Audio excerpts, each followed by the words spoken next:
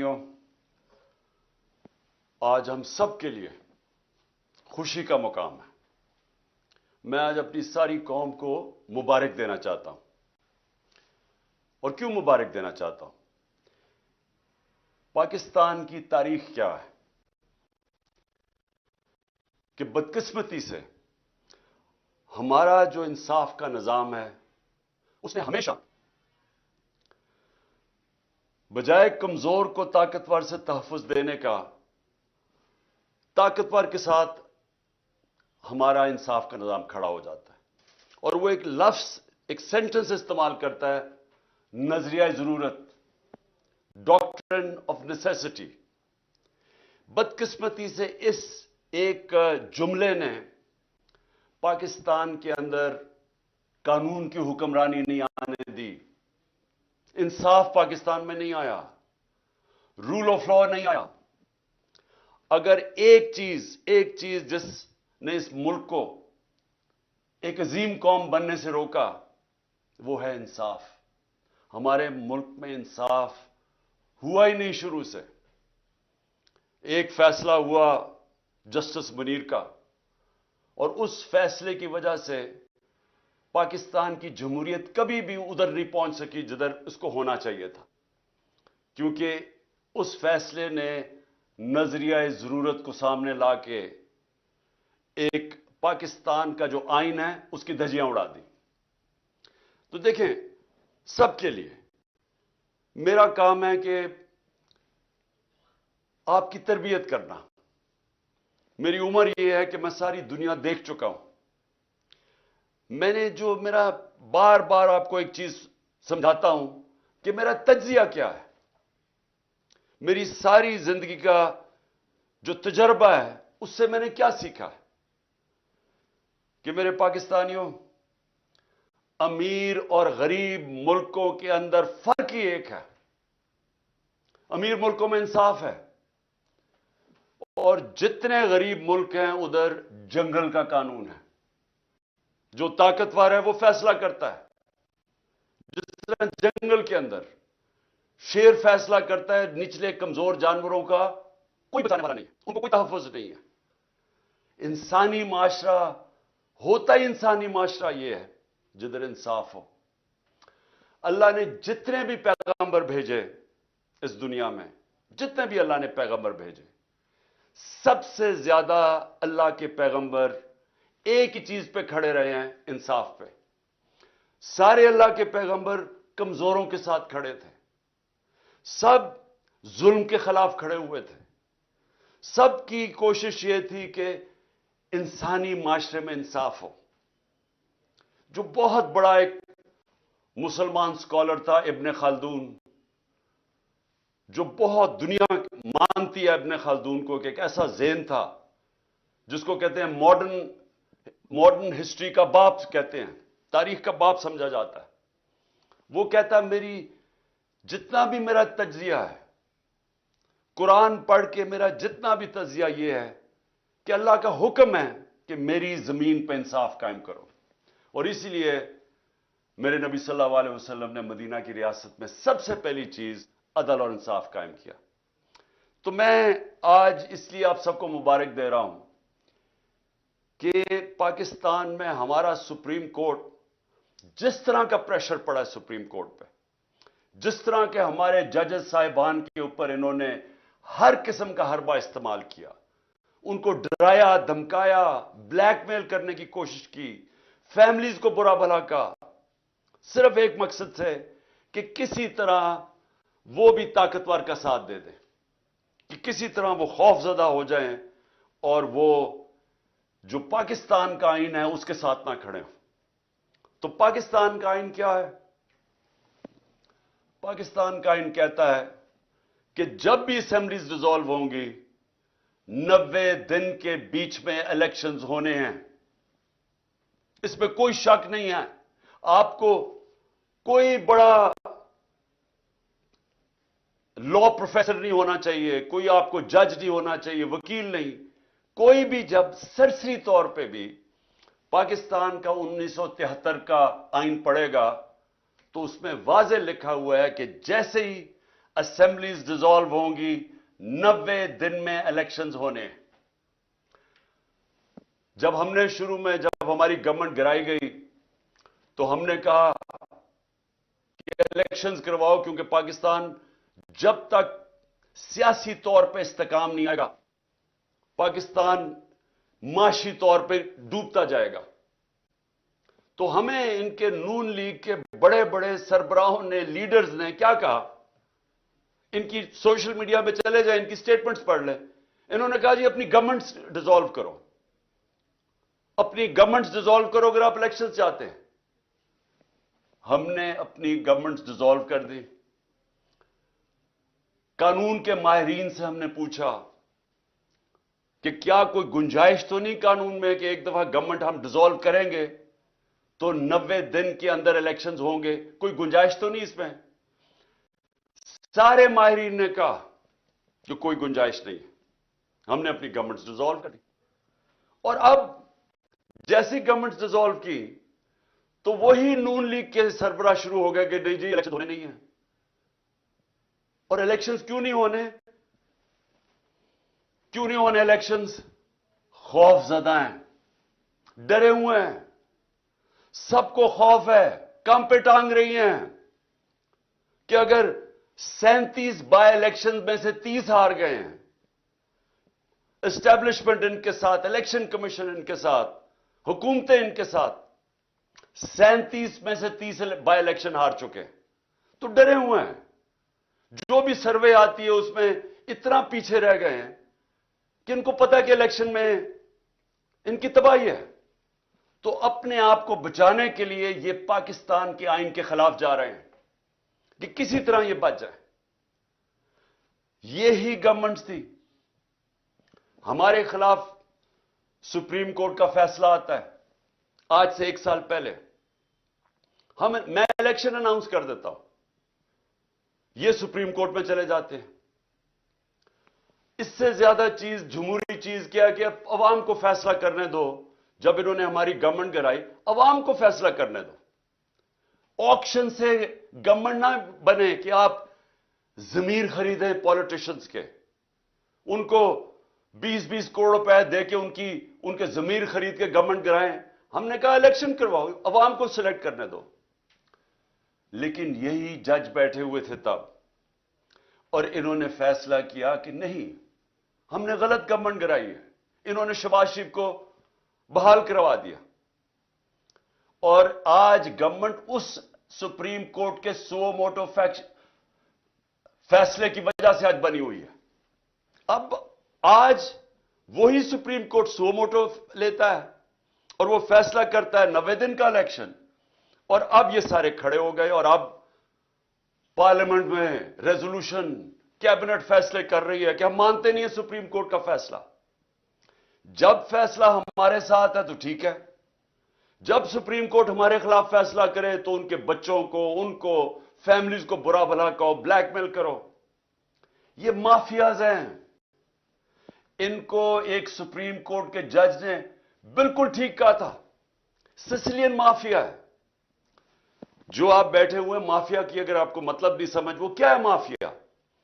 Mafia वो होता है, वो जब अपने काम करवाने के लिए या तो लोगों की कीमत लगाता है, जमीर की, उनको खरीदता है, रिश्वत देता है, जो ये शरीफ और जरदारी 30 साल से कर रहे हैं, या ये रिश्वत देते हैं, और या फिर उनको ब्लैकमेल करते हैं, धमकियां देते हैं, उनको खौफजदा करके उनको रास्ते से हटाते हैं। माफिया इस तरह ऑपरेट करता है। और ये भी वही कर रहे हैं कि जब इन्होंने देखा कि सुप्रीम कोर्ट का जज और जजेस इनकी ब्लैकमेल में नहीं आए, तो हर किस्म की उनके ऊपर अटैक किया। 1 साल पहले हम खुश नहीं थे जब सुप्रीम कोर्ट का फैसला हमारे खिलाफ आया। आप मेरी सारी स्टेटमेंट्स देख लें। तकलीफ सिर्फ मुझे थी कि रात के 12 बजे अदालतें खुली, सिर्फ उसकी तकलीफ थी। बाकी हमने सुप्रीम कोर्ट का फैसला तस्लीम किया, किसी जज को बुरा भला नहीं कहा, बल्कि कोशिश की कि हमारी अदलिया की रिस्पेक्ट हो पाकिस्तान में। क्योंकि मैं तो 27 साल पहले जब अपनी जहाद शुरू की थी, उसका नाम था इंसाफ की तहरीक। उसका मतलब है रूल ऑफ लॉ, कानून की हुक्मरानी। यह 27 साल पहले शुरू की थी। जिस तरह मैंने शुरू में कहा, मेरी जिंदगी का तजर्बा था कि जब तक हमारे मुल्क में इंसाफ का निजाम, कानून की हुक्मरानी नहीं आती, हम इसी तरह ही हाथ फैलाए हुए दुनिया के सामने फिरते रहेंगे। मैं एक बार बार मिसाल देता हूं, मैं फिर से आपको देना चाहता हूं कि देखें, इंसाफ पहले, खुशहाली बाद में।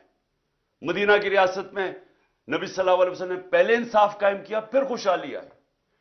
आपके सामने पाकिस्तान की मैं सिर्फ मिसाल इसलिए देता हूं कि इंसाफ के इंडेक्स के अंदर, यानी जो दुनिया में किन मुल्कों में कितना कितना इंसाफ है, इसका बना हुआ है, एक टेबल बना हुआ है।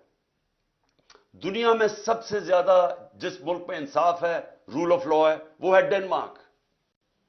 डेनमार्क 140 मुल्कों में नंबर 1 है। पाकिस्तान 140 मुल्कों में 129 नंबर पे है। वही डेनमार्क, उस डेनमार्क के अंदर औसत आमदनी, यानी एक एवरेज आमदनी उस मुल्क में वो कितनी है? $66,600। पाकिस्तान में औसत आमदनी $1,600 पे है। हमारे पास वसाइल, मुकाबला ही नहीं आप कर सकते डेनमार्क के मुकाबले में जो हमारे मुल्क में वसाइल है। लेकिन उधर देखें खुशहाली और हमारा हाल देखें। तो इस पाकिस्तान के अंदर ये जो सुप्रीम कोर्ट का फैसला आया, ये इसलिए खुशाइन है कि हम उस तरफ जा रहे हैं, कानून की हुक्मरानी की तरफ। और ये जो माफिया है, ये अब पूरी तरह खड़ा हुआ है कि नहीं जी, क्योंकि फैसला हमें पसंद नहीं है, क्योंकि इलेक्शंस में हमें शिकस्त होगी, लिहाजा हम आइन के खिलाफ जाने के लिए तैयार हैं, लेकिन हम सुप्रीम कोर्ट का फैसला नहीं मानेंगे, हम आइन पे नहीं चलेंगे। और वालिदैन इनके बाहर बैठे हुए हैं, यानी कि दोनों के वालिद, एक दुबई में है, एक लंदन में बैठा हुआ है, मफरूर, सजा याफ्ता। झूठ बोल के पाकिस्तान से गया कि मैं इलाज करवाने जा रहा हूं। जो प्राइम मिनिस्टर है, इसने कोई एफिडेविट दे के गया supreme court, Lahore high court में कि जी इलाज से वापस आ जाएगा, वो भी झूठ निकला। वो बैठ के मुल्क के फैसले कर रहे हैं। ये 30 साल से ये जो दो लोग, जो दो खानदान के सरबराह हैं, जो इस मुल्क के फैसले कर रहे हैं, मैं सबसे पहले ये पूछता हूं कि इनका पाकिस्तान में स्टेक क्या है? यानी इनको कितनी पाकिस्तान की दर्द है? जब थोड़ी सी मुश्किल पड़ती है बाहर भाग जाते हैं, जब ऑपोजिशन में होते हैं बाहर भाग जाते हैं। वो जब जेल में जाने लगा, नवाज शरीफ दोनों दफा डील करके बाहर भाग गया। और अब बाहर बैठ के ये फैसले कर रहे हैं कि सुप्रीम कोर्ट का कौन सा फैसला ये मानेंगे और कौन सा नहीं मानेंगे। और ये सारी कौम देख रही है। उन बच्चे फिटे हुए अपने, वो बच्चों को यहां बिठाया हुआ है जिन्होंने जिंदगी में 1 घंटा काम नहीं किया, जिनको कोई तजर्बा ही नहीं है सिवाय ये कि वो कहते जी हम बाप ने हमें इजाजत दी है कि हम अब पाकिस्तान में स्टेटमेंट्स देते रहें। वो जो जिस तरह की स्टेटमेंट्स दे रहे हैं, एक कहते जी मार्शल लॉ लग जाएगा, मार्शल लॉ लग जाएगा, मार्शल लॉ लग जाएगा। वो जो आज कह रहा है मार्शल लॉ लग जाएगा, जिसके ऊपर सियासत कर रहा है, जिस नाने के ऊपर सियासत कर रहा है, वो मार्शल लॉ की वजह से तो उसको फांसी हुई है। और मार्शल लॉ जो चाहते हैं मार्शल लॉ लगे, उनको पाकिस्तान की कोई फिक्र नहीं है। ये और दूसरा जो लंदन में बैठा है, इनका कोई स्टेक पाकिस्तान में नहीं है। इनका मकसद एक है कि किसी तरह इनका जो एनआरओ उन्होंने लिया है, जो इन्होंने चोरी की 30 साल से दौलत बनाई है, वो किसी तरह बच जाए। इनका इंटरेस्ट वो बचाना है। पहले एनआरओ कैसे लेना है और फिर एनआरओ को बचाना कैसे है। इनका स्टेक यानी कि उसमें पाकिस्तान को क्या नुकसान होता है? मार्शल लॉ लग जाता है, یا پاکستان کا آئین تباہ ہوتا ہے یا پاکستان کی سارے نظام تباہ کر دیتے ہیں تاکہ پاکستان کی پارلیمنٹ کی حیثیت ختم ہو جاتی ہے. جب اپوزیشن ہی نہیں ہے تو پارلیمنٹ کی تو حیثیت ختم ہو گئی. پاکستان کا ایف آئی اے جو ادارے ہیں, ایف آئی اے ہے, نیب ہے, وہ ختم کر دی ہیں کیونکہ ان کو اپنے آدمی بٹھا کے تو ان سے غلط کام کروا رہے ہیں. اپنا بنایا ہوا نیب کا ہیڈ وہ کہتا ہے کہ میں ان کے غلط کام کرنے کے لیے نہیں تیار. ان کا اپنا آدمی تھا, وہ چھوڑ گیا. وہ پولیس والے اوپر وہ بٹھا دیے جس نے اسلام آباد کا جو آئی جی ہے, اس کو سزا ہونے والی تھی سیف سٹی کے اوپر لاہور میں جو اس نے پیسے چوری کیے تھے, اس کو بٹھا کے آئی جی بنا دیا. وہ لوگوں کو لے کے آ رہے ہیں اس لیے نہیں کہ پاکستان کی بہتری ہے, اس لیے کہ ان کو کیسے فائدہ پہنچ سکتا ہے, مخالفین کو کیسے دبا سکتے ہیں, ملک میں اپنا کنٹرول کیسے کر سکتے ہیں, کس طرح الیکشن میں دھاندلی کروا سکتے ہیں. کوئی اور پاکستان کا انٹرسٹ نہیں ہے. پاکستان کو تو انٹرسٹ ہے کہ ادارے مضبوط ہو. یہ ادارے اس لیے کمزور کرتے ہیں کہ کمزور اداروں سے یہ فائدہ اٹھاتے ہیں تاکہ کوئی پکڑ نہ سکے ان کو. ایف آئی اے کو جس میں شہباز شریف کا 16 ارب کا کیس تھا وہ ختم کر دیے. وہ جو سارے گواہ تھے, 4 گواہ مر چکے ہیں, انویسٹیگیٹر مر چکا ہے, ڈاکٹر رضوان. تو ان کو پاکستان سے انٹرسٹ نہیں ہے. ان کا انٹرسٹ ہر قسم کی یہ پاکستان کے انٹرسٹ کے اوپر کمپرومائز کریں گے اپنے آپ کو بچانے کے لیے. تو وہ فیصلے کر رہے ہیں پاکستان کے آج, اور وہ پاکستان کے آئین کے اوپر اور پاکستان کی سپریم کورٹ کے اوپر پوری واردات کر رہے ہیں کہ کسی نہ کسی طرح یہ الیکشن سے بچ جائے. میں آج جو ان کی جو کوششیں ہیں, وہ میں جو نقصان پہنچانے والی کوششیں پاکستان کی, وہ آپ کے سامنے لانا چاہتا ہوں. سب سے پہلے تو یہ کہ سپریم کورٹ کی تقسیم کر رہے ہیں, کوشش کر رہے ہیں کہ سپریم کورٹ کے اندر دراڑ پڑ جائے تاکہ ان کو فائدہ ہو جائے. ملک کو فائدہ نہیں, ان کو فائدہ ہو جائے.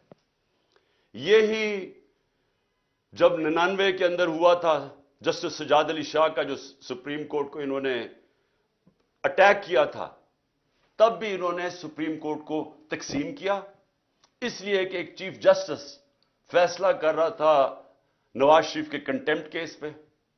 اس چیف جسٹس کو ڈنڈوں سے پہلے بھگایا اور پھر رشوت دے کے اس کو چیف جسٹس کو فارغ کیا. اب پھر کوشش کر رہے ہیں سپریم کورٹ پہ, اور ہم دعا کرتے ہیں اللہ سے کہ ہمارا سپریم کورٹ ملک کے بھلے کے لیے یہ اکٹھا رہے گا اور یہ آئین کے اوپر کھڑا رہے گا. ہم یہ دعا کرتے ہیں. اور ان کا دوسری کیا کوشش ہے کہ جو ملک کی سب سے بڑی جماعت ہے اس کے بیچ میں اور پاکستان کے اسٹیبلشمنٹ ادارے, فوج کے ادارے کے بیچ میں فاصلے بڑھائے جائیں, مس انڈرسٹینڈنگ کریٹ کی جائے, کسی نہ کسی طرح آپس میں یہ دو ٹکرا جائیں. ان کو یہ نہیں فکر کہ پاکستان میں یہ ہو چکا ہے ایک دفعہ. جب 1970 میں جو پاکستان کی سب سے بڑی پارٹی جب الیکشن جیت گئی تو تب بھی یہ کیا گیا تھا ذاتی مفادات کے لیے. وہ سب سے بڑی پارٹی کو فوج کے ساتھ ٹکرا دیا ان لوگوں نے جنہوں نے ذاتی فائدے اپنا سوچا تھا, اور پاکستان ٹوٹ گیا تھا. آج بھی وہی کوششیں ہو رہی ہیں, ملک کی خاطر نہیں, ان کو اپنی ذات کے لیے یہ پوری طرح کوشش کر رہے ہیں کہ آپس میں ہمارا کوئی ٹکراؤ ہو, کسی طرح یہ تاثر دیا جائے کہ جناب فوج ہے پیچھے اس کے, جو کہ تحریک انصاف کے خلاف جو پوری کارروائیاں ہو رہی ہیں. جو بھی ہمارے خلاف ہوتا ہے, پولیس جب ہمارے خلاف کارروائی کرتی ہے تو پولیس والوں سے پوچھتے ہیں, وہ کہتے ہیں جی ہمیں پیچھے سے حکم آیا ہے. میری جو جے آئی ٹی بنی, جنہوں نے مجھے قتل کرنے کی کوشش کی, جے آئی ٹی کا جب ریکارڈ تو ختم کر رہے تھے, جب جے آئی ٹی کی جو فائنڈنگز تھی اس کو ختم کر رہے تھے, تو جب ان سے پوچھے وہ کہ جی ہمیں ادھر سے اوپر سے حکم آیا ہے. جو میرے گھر کے اوپر حملہ ہوا وہ کہتے جی پیچھے سے حکم آیا ہے. جو جوڈیشل کمپلیکس میں میرے اوپر پوری طرح تیار کیا ہوا تھا مارنے کا یا جو بھی پکڑ کے لے جانے اغوا کرنے کا, ان سے پوچھا, انہوں نے کہا جی پیچھے نامعلوم افراد تھے. जो भी हो रहा है इस वक्त, केसेस है 143 केसेस मेरे ऊपर, वो कहते हैं जी पीछे से है।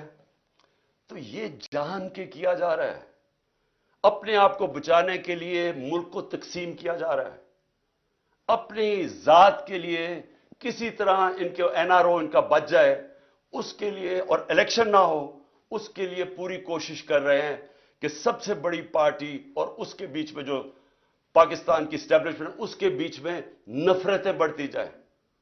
क्या इसमें मुल्क का फायदा है? क्या कोई भी पाकिस्तान का सोचेगा, वो चाहेगा ये हो? ये चाहेंगे, क्योंकि इनका, फिर से मैं कहता हूं, इनका पाकिस्तान में कोई स्टेक ही नहीं है। जब अरबों डॉलर बाहर पड़ा है, प्रॉपर्टीज बाहर पड़ी हैं, इनकी बिजनेसेस बाहर हैं, इनकी शॉपिंग बाहर है, इनका रेंट, इनकी छुट्टियां बाहर हैं, इनकी सर्जरीज बाहर है मुल्क से, इनको क्या इंटरेस्ट है कि पाकिस्तान में क्या हो? जब से ये आए हैं मेरे पाकिस्तानियों, जब से ये आए हैं यहां, 1 साल हो गया, डॉलर के मुकाबले में जो हमारा रुपया गिरा है वो 105 रुपए गिर चुका है। यानी अगर आपके बैंक के अंदर साल पहले अगर आप 100 रुपया पड़ा था तो उसकी खरीदार की जो कीमत रह गई है वो सिर्फ 65 रुपए रह गई है। आपकी जो दौलत है उसके अंदर 100 में से 35 रुपए गायब हो गए हैं। इनको क्या फर्क पड़ा है? इनको तो डॉलरों में पैसे पड़े हुए हैं। तो यहां तो सारी कौम की दौलत में कमी हुई, लेकिन इनके तो इजाफा हो गया। इनकी जो दौलत है वो डॉलर्स में, उनके तो 35 रुपए का इजाफा हो गया। कौम गरीब हो गई, ये इनको फायदा है। तो इनका क्या इंटरेस्ट है पाकिस्तान में? इस तरह ही जो हमारी माशी हालात है, कभी पाकिस्तान में मुझे तो नहीं याद कि लोग आटे की लाइनों पे खड़े हैं। 20 से ज्यादा ऊपर अमवात हो चुकी हैं लोगों की आटों की लाइनों के अंदर। इस तरह, यानी आटा भी अगर डिस्ट्रीब्यूट करना था तो इस तरह लोगों को जलील करके करना था। कोरोना के दौरान 14,000 रुपया हमने दिया ख्वातीन को। आप अभी से तस्वीरें देख लें, उनको स्कूल में बुलाते थे, बाइज्जत तरीके से उनको बैठाते थे, बैंक वहां बैठा हुआ था, उधर से उनको कैश देते थे। ना कोई लड़ाई, ना कुछ, ना झगड़ा, वो इज्जत से आते थे, इज्जत से जाते थे। ये तो लोगों को जलील करना है। और इससे क्या ठीक हो जाएगा हालात? जब आटे की कीमत, जब 1 किलो आटा 55 रुपए किलो था 1 साल पहले, वो आज कंट्रोल रेट 115 रुपए पे है, और आज मार्केट के अंदर 155 रुपए किलो पे बिक रहा है। तो जब ये हालात होंगे तो क्या थोड़ी आटे की बोरियों से लोगों के हालात ठीक हो जाएंगे? क्या जो तनख्वाहदार तबका है, क्या जो तनख्वाहदार तबका है पाकिस्तान का, जिनकी जो महीने की तनख्वाह थी, पहले भी मुश्किल हालात थे, हमारे दौर में भी मुश्किल इसलिए थे कि दुनिया के अंदर एक क्राइसिस आया हुआ था जो कोरोना की वजह से, लेकिन उसके बावजूद फिर भी गुजारा था लोगों का। लेकिन जो ये अब हमारे जमाने में महंगाई 12% थी, आज 36% है, 3 गुना ज्यादा महंगाई है। तो जो तनख्वाहदार तबका है वो तो तबाह हो गया है, और आगे कोई होप भी नहीं है।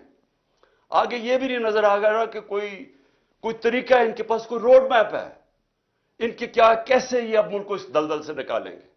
और इसीलिए मैं अपनी एस्टैब्लिशमेंट को भी कहता हूं कि मुझे यह बता दें कि अक्टूबर के ये जो इलेक्शन जा रहे हैं, इसमें पाकिस्तान का क्या फायदा है? यानी पाकिस्तान को अगर अक्टूबर तक इलेक्शन डिले करते हैं तो क्या इनके पास रोड मैप है जो मुल्क के हालात बेहतर हो जाएंगे? आज कहते जी हमारे पास पैसा नहीं है इलेक्शन करवाने का, तो दिन ब दिन माशी हालात तो बिगड़ रहे हैं, तो अक्टूबर में किधर से पैसा आएगा? आज कहते हैं जी हमारी सिक्योरिटी इतनी अच्छी नहीं है, तो अक्टूबर में सिक्योरिटी कैसे अच्छी हो जाएगी?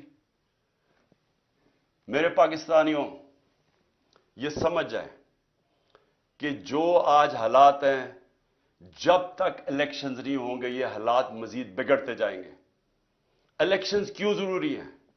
इलेक्शन से सियासी इस्तेकाम आता है, الیکشن سے جب یہ پتا چلتا ہے کہ 5 سال تک گورنمنٹ آ گئی ہے تو اس کے اوپر اعتماد آ جاتا ہے. لوگ اگر سرمایہ کاری کرنی ہے تو وہ تب کریں گے جب ان کو نظر آئے کہ 5 سال تک اب گورنمنٹ بیٹھی ہے, پالیسیز یہ رہیں گی. لیکن اگر ان کو اعتماد ہی نہیں ہے, ان کو یہ نہیں پتا کہ اگلے مہینے کیا ہونا ہے, 3 مہینے کے بعد, 6 مہینے کے بعد کیا ہونا ہے, اکتوبر کے بعد کیا ہونا ہے, تو کون پیسہ, کیا سرمایہ کاری اندر پاکستان یا باہر سے کون کرے گا؟ تو یہ تو ایک بند گلی کے اندر پاکستان کو لے کے جا رہے ہیں اور صرف اپنے مفادات کے لیے, الیکشن سے بھاگنے کے لیے. تو میں آخر میں اپنی ساری قوم کو آج یہ پیغام دینا چاہتا ہوں. دیکھیں, اگر یہ آئین سے پیچھے ہٹے اور یہ جو ابھی ہمیں ان کے نظر آ رہی ہے ان کی نیت, الیکشنز نہ کروانے کے لیے انہوں نے کوئی بھی کوشش کی, سپریم کورٹ کے فیصلے کے خلاف گئے, آئین کے خلاف گئے. ساری قوم کو میں آج کہہ رہا ہوں کہ ہم سب نکلیں گے. ابھی سے آپ اپنی تیاری کریں, کیونکہ اب اگر ہم نہ نکلے تو اور چھوڑے, اللہ معاف نہیں کرے گا ہمیں, کیونکہ اوپر والے کا حکم ہے کہ حق اور انصاف کے لیے کھڑے ہو. اللہ کا حکم ہے کہ آپ کے ملک میں انصاف ہوگا تو آزاد ہوں گے. دیکھیں, آزادی کیوں, آزادی کے لیے جب انسان جدوجہد کرتا ہے اور وہ اس کی جان چلی جاتی ہے تو اس کو شہید کہتے ہیں. پیغمبروں کے بعد سب سے بڑا رتبہ شہید کا ہے. تو کتنی بڑی اللہ نے ہمارے پہ فرض کیا ہوا ہے کہ آپ انصاف کے لیے, اپنی آزادی کے لیے جدوجہد کریں, اور ہماری بہتری کے لیے اس نے کہا ہے. ہم اگر یہ جو ناانصافی کرنے جا رہے ہیں اور یہ جو کوشش کر رہے ہیں کہ دھمکیاں دے کے کسی نہ کسی طرح سازشیں کر کے کسی نہ کسی طرح الیکشن سے نکلیں, اور اگر ہم نے ان کو کامیاب ہونے دیا تو نہ اللہ معاف کرے گا, نہ تاریخ ہمیں معاف کرے گی, نہ آپ کی آنے والی نسلیں آپ کو معاف کریں گی. کیونکہ انصاف ہے, آئین ہے تو انصاف ہے, کیونکہ آئین بتاتا ہے کون سے قانون پہ ملک چلتا ہے. قانون آپ کی بنیادی حقوق کی حفاظت کرتا ہے. قانون بتاتا ہے کہ پاکستان میں ملک نے چلنا کیسے ہے. تو جب اگر آئین ہی نہیں ہے تو پھر تو جنگل کا قانون ہے, پھر تو طاقتور فیصلہ کرے گا کہ کون سی آئین کی شک اس نے ماننی ہے اور کون سی اس نے مسترد کرنی ہے. پھر تو طاقتور کا قانون ہو گیا جو کہ جنگل کا قانون ہے. اس لیے میرے پاکستانیوں, آپ نے میری کال کی انتظار کرنی ہے. انہوں نے اگر آئین کے اوپر نہ چلے, میں آج آپ کو سب کو کہہ رہا ہوں, یہ آپ سب پہ فرض ہے.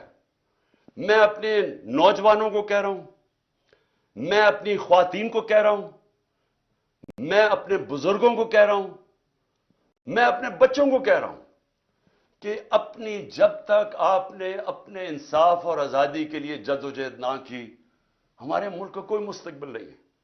میں انشاءاللہ پوری آخر تک اپنے ملک کے آئین کے ساتھ کھڑا رہوں گا, کیونکہ میں پھر سے بتاؤں, میری جہاد آج سے 27 سال پہلے تھی انصاف کے لیے. اور میں آپ کو یہ بتا دوں کہ اس ملک کا صرف اب مستقبل ایک راستے پہ, صاف اور شفاف الیکشن ہو, ایک حکومت عوام کے مینڈیٹ سے آئے, عوام کے مینڈیٹ سے آ کے پھر وہ اصلاحات کرے جو ابھی تک پاکستان میں نہیں ہوئی. کیسے جوڈیشل ریفارمز ہوں, governance reforms, civil service reforms, ہماری گورنمنٹ کارپوریشن جو اتنا نقصان کر رہی ہیں ان کو ریفارم کریں, ہم رول آف لا قائم کریں, ہم سب کو طاقتور کو قانون کے نیچے لے کے آئیں. یہ سب سے بڑی ریفارم ہے. ہم ہر ریفارم کریں کہ ایک ملک میں لیول پلینگ فیلڈ ہو, انصاف کے سامنے سب ایک برابر ہوں. اور میں آپ کو یقین دلاتا ہوں کہ اسی کے بعد پاکستان اٹھے گا. اور وہ اٹھے گا کیسے؟ سب سے پہلے بیرون ملک پاکستان میں سرمایہ کاری کریں گے. 1 کروڑ بیرون ملک پاکستانی ہے, جو ان کے پاس ڈالرز ہیں, سارے پاکستان میں کم ڈالرز ہیں 22-23 کروڑ لوگوں کے, جو صرف 1 کروڑ لوگوں کے پاس ڈالرز ہیں. وہ لوگ وہ جیسے پاکستان میں انویسٹمنٹ کریں گے, جس وقت وہ پاکستان میں انویسٹمنٹ شروع کریں گے, ہمارا یہ ڈالر کا مسئلہ حل ہو جائے گا. ہم جو اس وقت سارا وقت کبھی کہاں پیسے مانگتے پھر رہے ہیں. یہ مسئلہ تب حل ہوگا جب اپنا پہلے ہم ملک کا نظام ٹھیک کریں اور اس کے بعد ایک وہ ماحول بنائیں جس میں سرمایہ کاری ہو. اور وہ سرمایہ کاری کے ماحول کے اندر جو سب سے پہلے اس ملک میں سرمایہ کرے گا وہ بیرون ملک پاکستانی ہے. پھر باہر سے سرمایہ کاری ہوگی. ہندوستان اور چائنا یہ دونوں جب ان کی جب ترقی شروع ہوئی تھی تو سب سے پہلے انہوں نے ماحول بنایا تھا کہ ان کے اپنے لوگ جو باہر بیٹھے ہوئے تھے، ہندوستان سے لوگ باہر، جو چائنا سے لوگ باہر پہلے انہوں نے اپنے ملک پہ سرمایہ کاری کی تھی، پھر دنیا سے سرمایہ کار آئے تھے. ہمارا اس وقت سب سے بڑا مسئلہ یہ ہے کہ 140 ملکوں میں سے پاکستان کا رول آف لا یعنی انصاف کے نظام میں ہم 129 ہیں. جب ہم 129 رہیں گے تو یہاں سرمایہ کاری کوئی نہیں کرنے لگا. وہی پاکستانی جا کے دبئی میں پراپرٹی لے لیتے ہیں، وہی پاکستانی بزنسز دبئی میں کرتے ہیں، امریکہ، انگلینڈ، یورپ چلے جاتے ہیں. صرف 20,000 پاکستانیوں نے دبئی میں 10.4 ارب ڈالر کی پراپرٹی خریدی ہوئی ہے. صرف 20,000 پاکستانیوں نے 10.4 ارب ڈالر. آئی ایم ایف سے ہم 6 ارب ڈالر کے پیچھے اب ہر چیز ماننے کے لیے تیار ہیں. اور امریکہ کے اندر صرف 16,000 جو پاکستانی امریکن ڈاکٹرز ہیں ان کی نیٹ ورتھ 200 ارب ڈالر ہے. وہاں لاکھوں پاکستانی ڈاکٹرز ہیں، اب پاکستانی ہیں، Pakistani American. 10 top Pakistani American businessman ان کی ورتھ 25 ارب ڈالر ہے. تو ہمارے ملک میں امیر ہمارے پاکستانی امیر ترین ہیں، باہر ہیں پاکستان سے، یہاں بھی امیر ترین لوگ ہیں. لیکن جب تک وہ ماحول نہیں بنے گا سرمایہ کاری کا، پاکستان میں انویسٹمنٹ نہیں آئے گی. اور جب تک انویسٹمنٹ نہیں آئے گی ہم اسی طرح پھنسے رہیں گے. ہم اسی طرح پھنسے رہیں گے جو آج ہم کبھی کہاں پیسے مانگتے ہیں اور کبھی کسی کو سے جا کے بھیک مانگتے ہیں اور اپنی عزت بھی کھو بیٹھتے ہیں. خوددار وہ خوددار ملک جو کہ علامہ اقبال کی سوچ تھی، جو قائد اعظم ہمارے خوددار لیڈر تھے، وہ بنانے کے لیے سب سے پہلا قدم رول آف لا ہے، قانون کی حکمرانی ہے. میں آخر میں یہ آپ کو بتا دوں کہ ہم سب الیکشن کی تیاری کر رہے ہیں. ہم نے اپنی الیکشن کی تیاری شروع کر دی ہے. کل سے میں جتنے بھی اپنے آہستہ سب جو ٹکٹ کے ایسپیرنٹس ہیں، جو کینڈیڈیٹس ہیں، ان کے کل سے میں انٹرویو شروع کرنے لگا ہوں. اور انشاءاللہ 10 دنوں تک میں پورے ٹکٹس فائنلائز کر لوں گا، کیونکہ ہم پوری الیکشن کی تیاری کر رہے ہیں. اور اپنی قوم کو بھی میں کہتا ہوں آپ نے بھی پورا الیکشن کی تیاری کرنی ہے. اور ہم نے کسی صورت کوئی بھی انہوں نے کوشش کی الیکشن سے بھاگنے کی، ہم ساری قوم